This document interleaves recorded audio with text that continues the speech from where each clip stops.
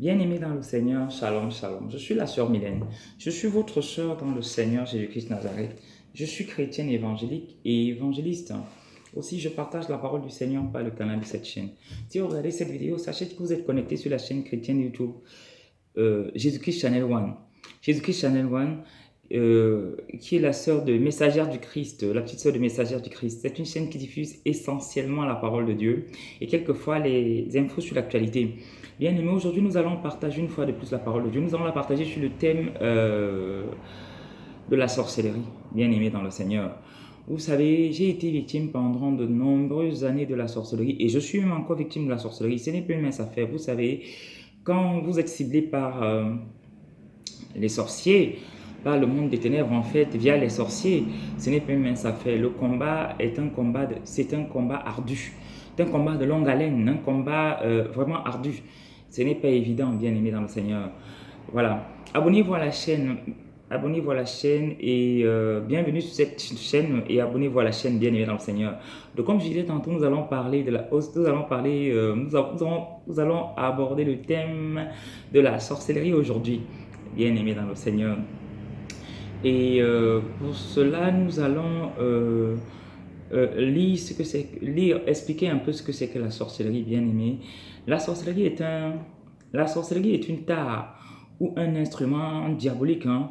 C'est une tare, un art ou un instrument diabolique qui possède et tient prisonnier l'être entier de son détenteur avec lequel il opère dorénavant toutes sortes de destructions dans la vie des hommes. La sorcellerie est un art ou une tare, hein, un instrument diabolique qui possède et tient prisonnier l'être entier de son détenteur avec lequel il opère dorénavant toutes sortes de destructions dans la vie des hommes. La sorcellerie est un phénomène paranormal, cependant vrai et réel. La sorcellerie est un phénomène paranormal, cependant vrai et réel. Parce que beaucoup de gens croient que la sorcellerie est un jeu, que ça n'existe pas. Bien aimé, la sorcellerie est un phénomène paranormal. Bien aimé, cependant vrai et réel. C'est quelque chose c'est quelque chose d'abstrait, bien aimé dans le Seigneur. Mais sinon, quand on prête bien attention, on se rend compte qu'il n'est pas aussi abstrait que ça. Bien aimé, elle n'est pas aussi abstraite que ça, pardon. La sorcellerie est un, est un art diabolique qui possède et capture le sang et l'être entier du sorcier avec lequel il opère et provoque à volonté toutes sortes de destructions dans la vie des hommes. La sorcellerie est un art diabolique qui possède et capture le sang et l'être entier du sorcier avec lequel il opère et provoque à volonté toutes sortes de destructions dans la vie des hommes. Bien aimés dans le Seigneur, abonnez-vous à la chaîne. Bon, et bien aimé dans le Seigneur, les signes de la sorcellerie sont, nous allons parler des signes de la sorcellerie, bien aimé dans le Seigneur. Beaucoup de gens croient que la sorcellerie n'existe pas. Moi-même, je croyais que la sorcellerie n'existait pas. Et j'entendais, même si j'entendais autour de moi parler de la sorcellerie, vous savez, je suis né dans une famille coutumière, coutumière et donc animiste. Qui dit coutume dit animisme. Vous savez, je suis africaine donc, et camerounaise. Et chez nous, chez les Bamileke, chez les Bamileke au Cameroun, on pratique énormément l'animisme. Comme dans tous les peuples, chez tous les peuples africains, hein, nous pratiquons, les gens pratiquent l'animisme, pas nous, moi je suis plus là-dedans. Dans tous les peuples africains, l'animisme est pratiqué. Vous savez, ils adorent toutes sortes de choses. Chez nous, par exemple, après le décès d'un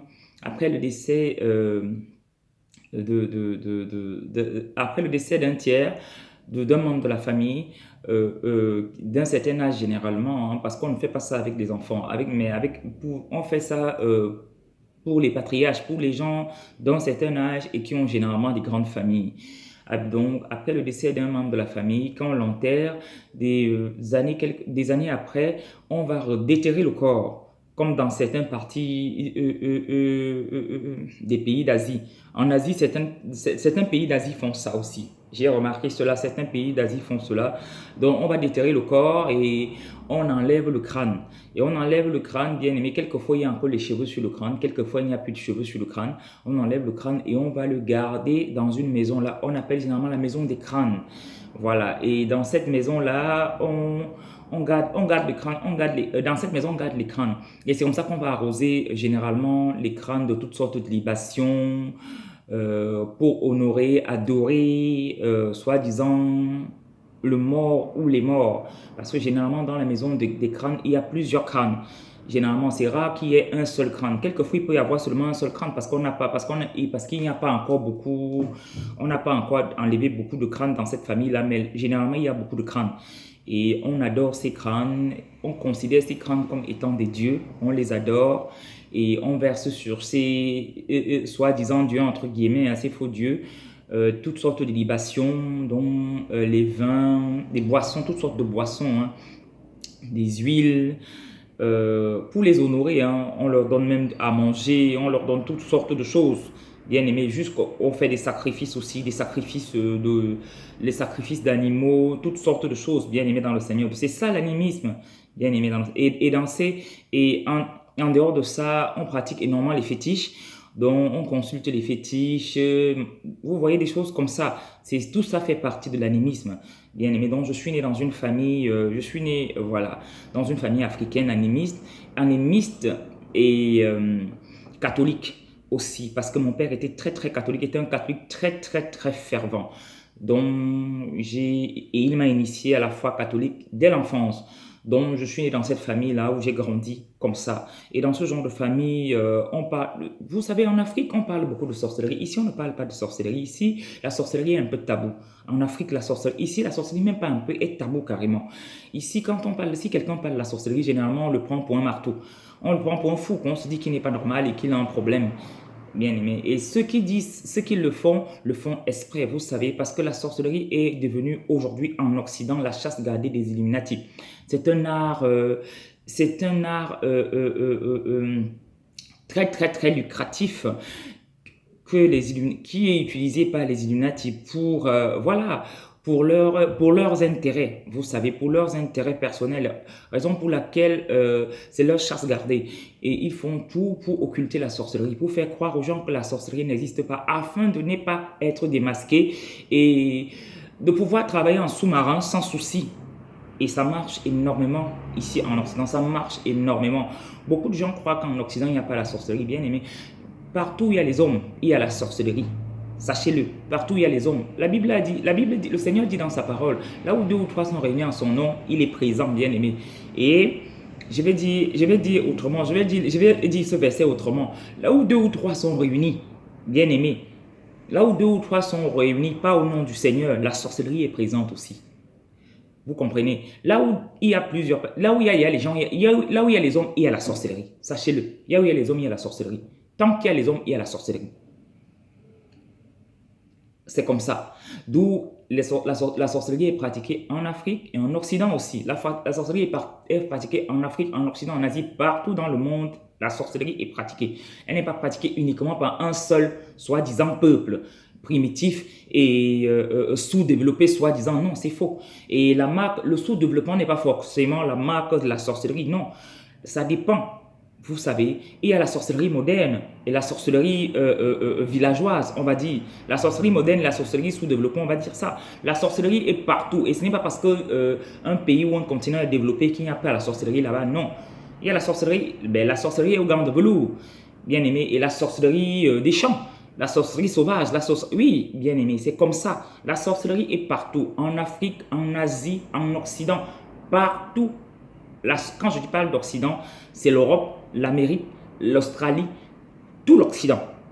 La sorcellerie est partout sur la terre. Et du coup,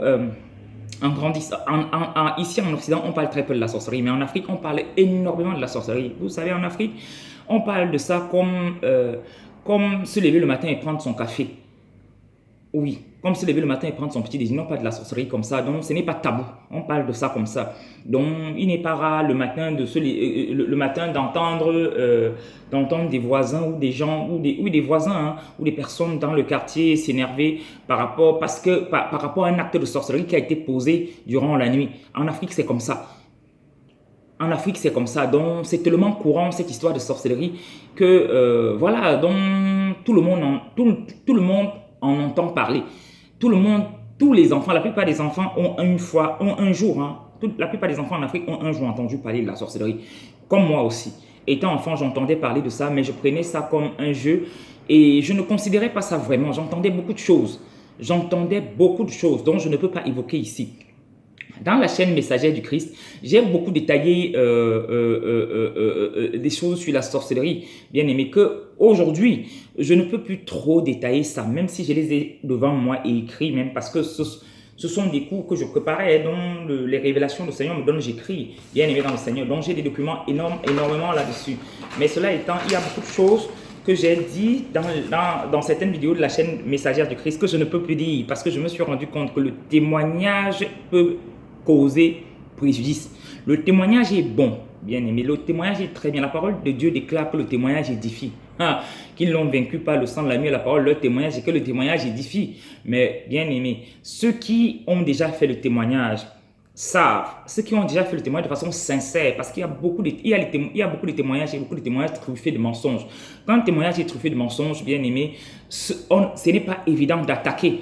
Les sorciers ne peuvent pas forcément facilement attaquer celui qui témoigne parce que c'est truffé de mensonges. Comment ils vont trouver alors les points de contact pour l'attaquer? Que quand un témoignage est sincère et véridique, aïe, aïe, aïe, aïe, aïe, aïe, aïe. Bien aimés, les sorciers affûtent leurs armes par rapport à ce témoignage-là et peuvent infliger des douleurs terribles au témoignant, à celui qui témoigne.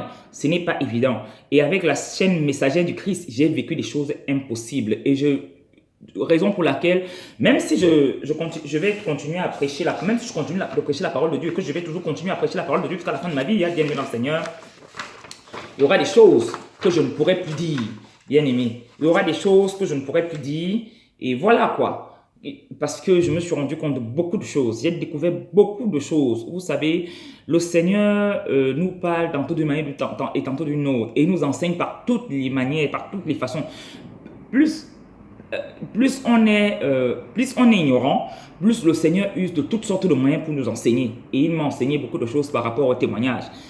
Raison pour laquelle j'aurais bien voulu, si au fil du partage, si le Seigneur me convainc de faire un témoignage par rapport à la sorcellerie, je vais faire un témoignage par rapport à la sorcellerie, mais sinon, voilà. Donc, ce que je disais, c'est qu'en Afrique, la sorcellerie est très courante, donc on en parle facilement. Qu'en Occident, on n'en parle pas. Ici, en Occident, si vous parlez de la sorcellerie, vous avez de fortes chances de vous retrouver dans un HP, je vous assure. Si vous êtes victime de la sorcellerie et que vous parlez de ça, bien aimé, de façon aussi ouverte, vous avez de fortes chances de vous retrouver dans un hôpital psychiatrique, donc un HP. Ce n'est pas évident. Et quand vous visitez même les hôpitaux en Occident, les hôpitaux psychiatriques, vous vous rendez compte que beaucoup de soi-disant malades psychiatriques dans les HP sont victimes de la sorcellerie, bien aimés dans le Seigneur. Sont victimes de la sorcellerie. En fait, ils n'ont pas de problème mentaux. Donc, ils ont juste un problème d'attaque spirituelle et ont besoin d'un soutien spirituel. D'un soutien spirituel. Donc, genre, la prière, la délivrance, ils ont besoin de ça. Mais comme l'Occident ne considère pas beaucoup la sorcellerie, ne veut pas considérer donne l'impression de ne pas considérer la sorcellerie, de ne pas en parler, donc on préfère interner les frères et sœurs qui sont victimes de cela, donc nos frères et sœurs qui sont victimes de cela dans les hôpitaux psychiatriques, et voilà, on les maintient comme ça quelquefois jusqu'à la fin de leur vie. Pourtant, on aurait pu prier pour eux, les passer en délivrance et les sortir de là, bien aimés dans le Seigneur. C'est comme ça. En Afrique, c'est différent. En Afrique, quand quelqu'un est victime de la sorcellerie, bien aimé, les gens savent, puisqu'on en parle tout le temps. On en parle tout le temps, donc on peut facilement, on prend la chose à bras le corps et on commence à se battre par rapport à ça, bien aimé dans le Seigneur, tout en sachant aussi, bien aimé, tout en sachant que la sorcellerie, bien aimé dans le Seigneur, ne peut être traitée que dans la prière, le jeûne. Dans la prière et le jeûne, au nom de Jésus-Christ de Nazareth, au nom de personne d'autre que Jésus-Christ de Nazareth, il n'y a que le nom de Jésus-Christ de Nazareth pour renverser le monde des sorciers. Il n'y a que le nom de Jésus-Christ de Nazareth pour renverser l'occultisme, la magie, la sorcellerie, toutes ces œuvres mystiques, sataniques. Il n'y a que le nom de Jésus-Christ de Nazareth pour renverser cela. Il n'y a que le nom de Jésus-Christ de Nazareth. C'est quelquefois, quelquefois en Afrique, nous voyons certaines personnes et même dans le monde, on va dire, victime de la sorcellerie, aller chez les marabouts. Jadis, j'allais chez les marabouts. Hein. J'allais chez les marabouts, croyant pouvoir trouver solution à certains problèmes de sorcellerie à laquelle j'étais victime. Mais bien plus tard, bien plus tard, je me suis rendu compte que ce n'était pas possible. Parce que quoi qu'on fasse, quoi que le marabout faisait, quoi que je donnais comme sacrifice sur le marabout, j'avais tout le temps des problèmes. Ça ne marchait pas, bien aimé, ça ne marchait pas. Quelles qu'en soient les décoctions que les marabouts me donnaient, ça ne marchait pas, bien aimé. C'est en donnant ma vie à Jésus et en cherchant la face de Jésus en esprit et en vérité que j'ai trouvé ma délivrance de certaines attaques mystiques, sorcelleriques, diaboliques, bien aimé dans le Seigneur. Raison pour laquelle je conseille à tous ceux qui sont victimes de la sorcellerie, de l'occultisme, de la magie, de chercher la face de Jésus-Christ de Nazareth et de ne pas s'adonner à toutes sortes de sciences mystiques, soi-disant pour trouver sa délivrance. Ce n'est pas possible, ça ne marche pas. Ça ne marche pas. Bien aimé dans le Seigneur. Je me rappelle, jadis au Cameroun, il y avait un jeune homme qui venait d'arriver, un Camerounais qui sortait soit de l'Égypte, soit de l'Inde, bien aimé, et qui avait des capacités mystiques très fortes et qui était pignon sur rue et qui passait aussi dans toutes sortes de médias, dans toutes sortes de radios pour faire sa pub et nous faisait croire qu'il était capable de guérir, guérir de la sorcellerie, guérir de l'occultisme, guérir de la magie, guérir de toutes sortes d'attaques mystiques, bien aimés. Et je rends grâce à Dieu parce que je suis allé à l'époque, j'étais encore toute jeune, je devais avoir peut-être 19 ans. À l'époque, je suis allé consulter un monsieur et il demandait énormément d'argent. J'étais allé le consulter et quand je suis arrivé ce jour-là, il y avait tellement du monde que lui-même nous a fait savoir qu'il ne pouvait pas recevoir tout le monde, qu'il fallait qu'on rentre et qu'on revienne les jours suivants. Et les jours qui ont suivi, je suis revenu et quand je suis revenu, il y avait encore toujours tellement de monde, bien aimé, que j'ai compris que non, ce n'était pas possible et que je me suis dit que bon, je devais rentrer et revenir une autre fois. J'étais avec une grande cousine. On a décidé de rentrer et de revenir une autre fois puisque j'habitais très loin, donc très loin de ce lieu-là du lieu de recette, donc du bureau de cet occultiste-là. Donc il précisait qu'il faisait la magie blanche et que la magie blanche c'était la bonne magie. Bien aimé, il n'y a pas de bonne magie. Qu'elle soit noire ou blanche, rouge ou bleue, bien aimé, il n'y a pas de bonne magie. La magie, c'est la magie. Quand on parle de la magie, on parle des œuvres occultes, sataniques, mystiques, des œuvres diaboliques, des choses, Père éternel, des choses bien aimées dans le Seigneur qui ne glorifient pas Dieu et qui ne peuvent pas aider l'homme. Quand on parle de la magie, pareillement, quand on parle de la sorcellerie, de l'occultisme, de toutes ces choses mystiques-là, ce sont des choses diaboliques, des choses qui ne glorifient pas Dieu et qui ne peuvent pas aider l'homme. Bien aimé, que cet homme-là nous faisait croire cela, bien aimé dans le Seigneur, ce jeune homme qui nous faisait croire cela, qu'il était capable, et il y avait du monde. À l'époque, la consultation seulement, bien aimé, la consultation seulement à l'époque coûtait 50 000 francs. 50 000 francs de l'époque, francs CFA de l'époque. Ça peut faire aujourd'hui carrément 100 euros, seulement la consultation, sans parler du devis après qu'il devait faire, du devis de tout ce qu'il devait faire par rapport à la consultation et vous demander de lui donner de l'argent, soit ou d'aller acheter tel ou tel truc. Il y a des choses qui peuvent aller à des sommes impossibles, bien aimé. Donc, je rends grâce à Dieu parce que à ce moment-là, finalement, j'avais déserté les lieux, je m'étais rendu, donc je n'en pouvais plus. Je n'en pouvais plus que d'arriver tout le temps et de me rendre compte qu'il y a tout le temps du monde et les gens dormaient, campaient même. Mon Dieu! Les gens dormaient chez lui, les gens dormaient dans la cour, bien aimé dans le Seigneur. Et Seigneur, la Bible dit que mon peuple périt faute de connaissance, c'est la vérité. Mon peuple périt faute de connaissance. Le peuple de Dieu périt faute de connaissance. Faute de connaissance, le peuple de Dieu périt, bien aimé dans le Seigneur. Comment est-ce que quelqu'un peut consulter Lucifer, chercher Lucifer, bien aimé, comme il cherche l'argent jusqu'à dormir dehors parce qu'il cherche Lucifer? Aïe, aïe, aïe. Mon Dieu. Aïe, bien aimé dans le Seigneur. Voilà. Et les signes de la sorcellerie, bien aimé dans le Seigneur, les signes de la sorcellerie sont la jalousie, la méchanceté, l'envie, le mensonge, la cruauté, la dissimulation, l'hypocrisie, la manipulation, les calomnies. Oui, les sorciers aiment beaucoup manipuler les gens. Pour reconnaître que tu as affaire à un groupement de sorciers ou à un sorcier, Bien-aimé dans le Seigneur, tu vas te rendre compte que ce sont des gens qui manipulent énormément les gens, bien-aimé. Ils manipulent énormément les gens et ils ont une façon à eux de faire.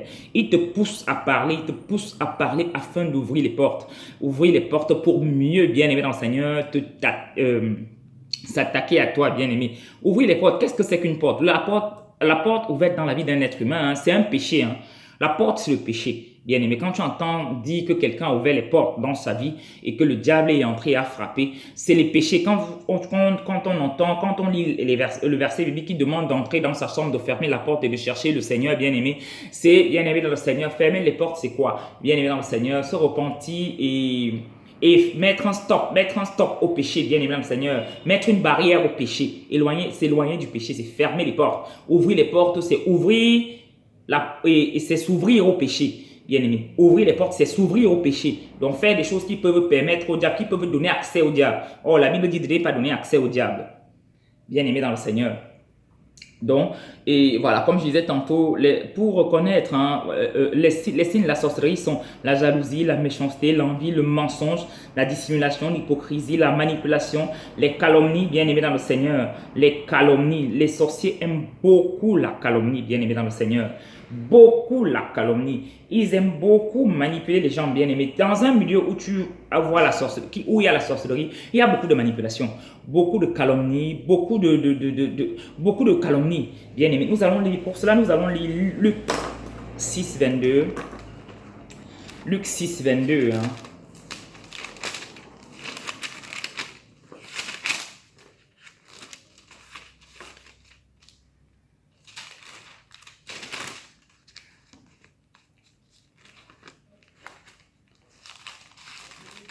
Luc 6, verset 22. Luc 6, verset 22 dit: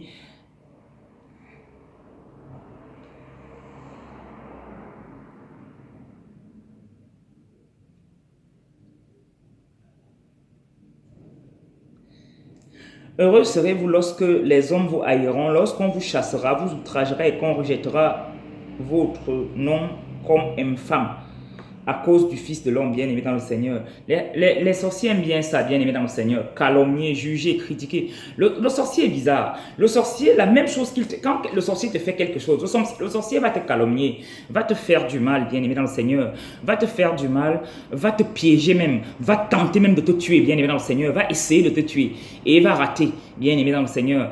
Et pour peu que tu vas lui en vouloir, va être en colère parce que tu as découvert cela, va être en colère par rapport à tout cela, bien aimé dans le Seigneur. Et même si tu pardonnes, va après avoir du mal à comprendre comment quelqu'un a pu vouloir te faire du mal à ce point-là, bien aimé, et va peut-être manifester face à lui peut-être l'aigreur, l'incompréhension. Le sorcier va t'en vouloir va parler de ça dans tout le pays. Va raconter comment tu es méchant, comment tu es gris, comment ton comportement n'est pas bien, oubliant bien aimé dans le Seigneur que dès le départ, tu as été quelqu'un de très sincère et de très bien avec lui et que c'est toi qui as commencé ce truc-là et que tu l'as choqué et que non seulement que tu l'as choqué et qu'aujourd'hui, malgré le fait qu'il t'a pardonné, il n'en revient pas. Il arrive de temps en temps quand il te regarde de se poser la question à savoir, d'être surpris, d'avoir la chair de poule et de se poser la question à savoir, mais comment cela a pu? Comment cela a pu arriver? Bien aimé dans le Seigneur, et le sorcier est comme ça. Le sorcier, c'est tout pour lui, rien pour les autres. Le sorcier, c'est seulement lui, rien pour les autres. Lui, rien pour les autres. Genre, il doit vivre, les autres doivent mourir. Je ne sais pas comment expliquer ça. Le sorcier, c'est seulement lui, rien pour les autres. Bien aimé dans le Seigneur. Donc, pour lui, il peut avoir mal. Mais toi, son semblable, tu ne dois pas avoir mal. Tu es une chose. Pour lui, tu es une chose. Comment tu peux avoir mal? Lui peut avoir mal, oui, parce qu'il est un être supérieur. Parce que les sorciers croient toujours qu'ils sont des êtres supérieurs. Quand on parle d'orgueil, là, bien aimé dans le Seigneur, il n'y a pas plus orgueilleux que le sorcier. Le sorcier est orgueilleux. Certes, il y a les sorciers qui font semblant d'être humbles. Je dis bien qu'ils font semblant, parce que l'unité du sorcier, c'est là. C'est semblant. Ils font semblant. Tu vois, c'est le genre, ils font semblant. Bien aimé dans le Seigneur. Le sorcier est comme ça. Ça, c'est la manipulation. Ils sont comme ça. bien aimé. Parce que le sorcier, le sorcier pour lui, le sorcier veut la capacité, les capacités mystiques, bien aimé dans le Seigneur qu'il a, de voir à travers le voile, hein, le voile qui sépare le monde physique du monde spirituel, bien aimé dans le Seigneur. À cause de ces capacités, le sorcier se sent très grand. Le sorcier se sent très grand et non seulement grand, différent des autres et supérieur aux autres. Bien aimé, raison pour laquelle il est très orgueilleux. Quand vous voyez même dans les familles où il y a les sorciers, bien aimé dans le Seigneur, vous allez voir que le sorcier a un comportement différent des autres.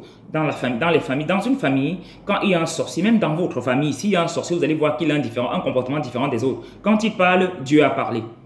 Je dis bien, quand il parle, Dieu a parlé. Tu ne peux pas dire autre chose. Quand il parle, si tu essaies de dire le contraire de ce qu'il a dit, bien, tu vas voir comment son nez fume. Tu sens, donc son nez fume de la flamme comme le dragon. Tu sens une colère parce que comment est-ce que lui, Dieu, il peut parler, toi tu dis autre chose. Comment il peut parler, tu contestes ses paroles. Il est quand même Dieu. Il a la connaissance que tu n'as pas. Bien aimé, c'est comme ça.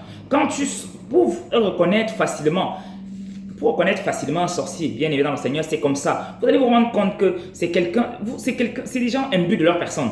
Ce sont des gens imbus de leur personne. Et non seulement ça, des gens qui ont du mal à pardonner, des gens d'une rancœur impossible. Le sorcier a une rancœur, mais le sorcier a une rancœur. Ils sont d'une rancœur impossible. Et non seulement ils sont d'une rancœur impossible, mais ce sont des gens très imbus d'eux-mêmes.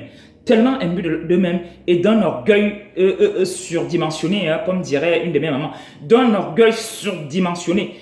Bien aimé, le sorcier croit toujours qu'il est le meilleur de ci, le meilleur de ça, il est supérieur. Le sorcier est supérieur à tout le monde. Tu vas voir même un villageois, un sorcier, tu vas au village, hein, tu vois un villageois, un sorcier villageois, bien aimé dans le Seigneur, ou un villageois sorcier, oui, tu vois un villageois sorcier, bien aimé dans le Seigneur.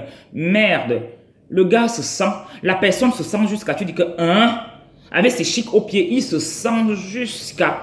Parce que selon lui, tu n'es rien, tu n'es rien par rapport au pouvoir qu'il croit avoir, bien aimé dans le Seigneur. Par rapport au pouvoir qu'il croit avoir, qu'il possède, bien aimé, qu'il croit posséder, bien aimé dans le Seigneur. Quand il te regarde, tu n'es qu'un pou. Bien aimé, le sorcier est comme ça.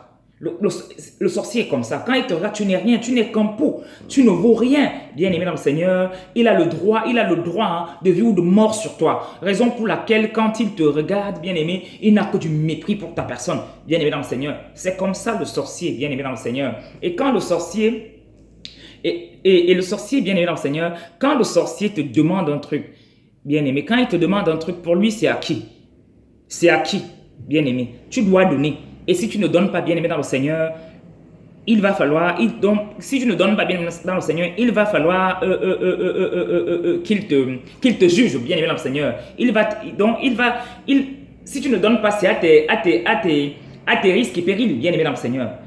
Le sorcier est comme ça, parce qu'il croit avoir tout pouvoir. Même quand vous allez dans une famille, dans une famille pour savoir qu'il y a des sorciers, vous allez voir que ce sont des gens, vous allez vous rendre compte que, pour savoir que certaines personnes sont sorcières dans ces familles-là, vous allez vous rendre compte que ce sont des gens très imbus de leur personne, généralement très imbus de leur personne, et des gens sûrs d'eux. Le sorcier est très sûr d'eux, a une confiance qui dépasse l'entendement humain. Pendant que toi, le non-sorcier, tu es timide, tâtonne, est perdu, ne sait pas comment faire, bien aimé. Le sorcier a une confiance parce qu'il voit, bien aimé, parce qu'il voit au-delà du voile qui sépare le monde physique du monde spirituel. Et pour cela, il se croit supérieur à tout le monde. Il a une certaine confiance.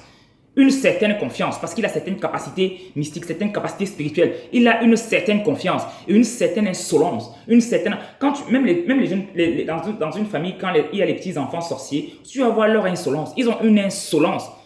Une insolence, bien aimé. L'enfant sorcier, quand il parle à un adulte, il te regarde droit dans les yeux généralement. Il te fixe. C'est rare de voir un enfant sorcier baisser la tête. L'enfant sorcier ne baisse pas la tête. Quand il parle, pour reconnaître que tu as en face de toi un enfant sorcier, tu vas voir quand il te parle, il te regarde, il te fixe dans les yeux de façon... Hey, merde. Je me rappelle... à l'époque, j'avais une amie qui travaillait quelque part ici à Paris, bien aimée. Et elle travaillait elle travaillait dans plusieurs maisons en fait, dans plusieurs maisons. Vous savez, bien aimé dans le Seigneur, elle était enseignante, Elle était enseignante et en même temps, elle donnait les cours de répétition dans certaines maisons à Paris, bien aimé dans le Seigneur, aux enfants dans certaines maisons à Paris. Et elle m'a raconté une histoire, elle m'a raconté une anecdote où elle s'occupait d'une jeune petite fille comme ça là. Et elle me disait qu'elle aimait trop cette petite fille là parce que cette petite fille là non seulement cette petite fille était très éveillée, très intelligente. Et cependant, il y avait un truc qui l'agaçait, c'est que cette petite fille était d'une insolence impossible. Et quand cette petite fille lui parlait, elle la fixait tout le temps dans les yeux. À l'époque, l'enfant ne devait pas avoir 10 ans, ne devait pas avoir, pardon, 10 ans, maxi 8 ans comme ça. Ça va faire peut-être 10 ans, cette histoire dont elle me racontait à l'époque. Bien aimé. Donc, elle me racontait comment cette fille la fixait souvent dans les yeux et que ça lui donnait la chair de poule. La petite avait une façon de la fixer dans les yeux, ça lui donnait la chair de poule, elle ne comprenait pas. Elle se posait la question, mais c'est quoi cette histoire? Et comme c'était un enfant de Dieu bien aimé dans le Seigneur maintenant, elle a commencé à demander au Seigneur, par rapport à certaines situations qui se passaient, elle a commencé à demander au Seigneur. Le Seigneur a commencé à lui révéler que là où tu vois, c'est une sorcière. Que c'est une sorcière, elle ne voit pas comme... C'est une sorcière, cette petite fille que tu vois là, c'est une sorcière. Et par la suite aussi, la petite fille là a commencé à l'attaquer spirituellement. Donc, Jean-Marie de nuit, quoi. La fille a commencé à l'attaquer spirituellement, au point même de se battre avec elle spirituellement, avec l'épée la nuit, bien aimée dans le Seigneur. C'était incroyable. Quand elle me racontait ça, je n'en revenais pas parce que, vous savez... à l'époque, je sortais fraîchement d'Afrique. Ça faisait à peine 3 ans que j'étais en Europe. Et vous savez, avec cette idée qu'on a souvent, cette idée reçue qu'on a souvent en Afrique, que en Occident, il n'y a pas la sorcellerie. Les Occidentaux ne pratiquent pas la sorcellerie, bien évidemment. Donc, dans ma tête, je n'en revenais pas. Donc, j'étais encore dans ce genre de film-là. Donc, je n'en revenais pas. Quand elle me racontait cette histoire, je disais que, hein? Elle me racontait... Donc, ça fait partie des premières histoires des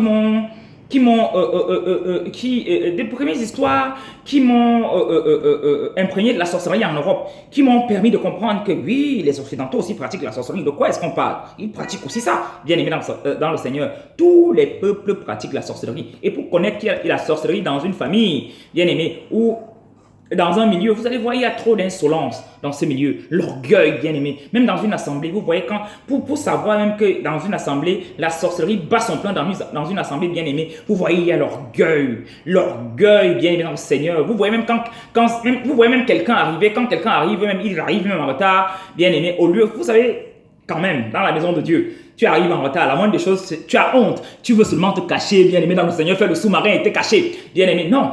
Quoi? Pour savoir qui est la sorcellerie. Le sorcier ne fait pas ça. Bien aimé dans le Seigneur. Le sorcier va arriver, bien aimé dans le Seigneur, et va marcher comme a chanté quelqu'un, Lady Gaga. Va marcher, c'est la star, c'est Michael Jackson, bien aimé dans le Seigneur. Le sorcier est comme ça. Je me rappelle d'un témoignage, je me rappelle du témoignage d'un frère, d'un Camerounais à l'époque, un pasteur. Aujourd'hui, il est pasteur. À l'époque, il était un sataniste, bien aimé. À l'époque, il était un sataniste et le Seigneur l'a délivré. Quand le Seigneur l'a délivré, il a fait son témoignage partout un peu au Cameroun et dans les médias. Et à l'époque, j'étais allé le rencontrer et je l'avais invité chez moi pour qu'on discute un peu plusieurs fois par rapport au monde des ténèbres, aux œuvres des ténèbres, à la sorcellerie. Et c'est comme ça que ce gars me racontait comment... l'orgueil, c'est le propre du diable. Que l'orgueil, c'est la carte d'identité du diable. Que aucun être dans l'univers ne peut être aussi orgueilleux que Lucifer. Parce que lui, à l'époque, il allait dans le monde. Quand il était sataniste, il allait dans le monde. Il participait aux réunions où le diable siégeait en maître